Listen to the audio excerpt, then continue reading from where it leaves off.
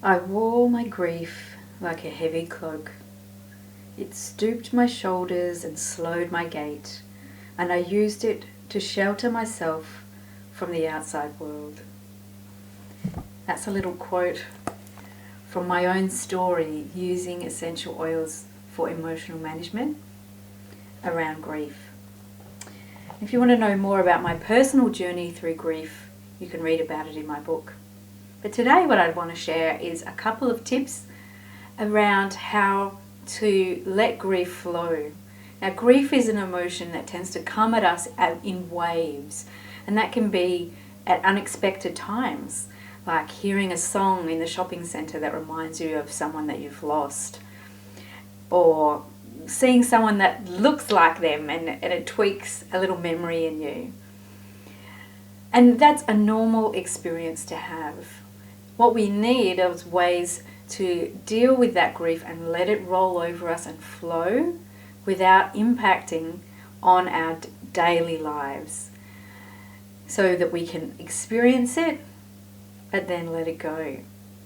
And some of the ways that I've done that is through using grief rituals, especially around times of anniversaries or special events that trigger bigger grief, so that I give myself that little space and time out to perform a little ritual around that grief. We can take time out when we're experiencing grief, but we can also share it. One of my problems was difficulty in sharing that grief. I kind of wanted to protect those around me from that grief rather than sharing it. But really, sharing it is a beautiful experience, and it offers an opportunity for someone to give you support. And lastly, what really helps me sometimes is remembering that we can feel more than one emotion at any one time.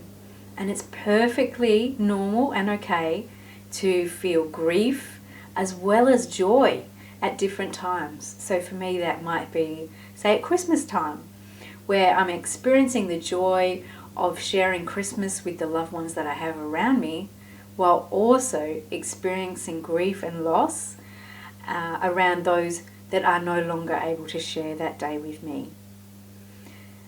So I hope you found some insight into managing grief. If you'd like to know more, reach out, ask for support, take a look at my book or at one of our other programs and offerings at Stitch Haven.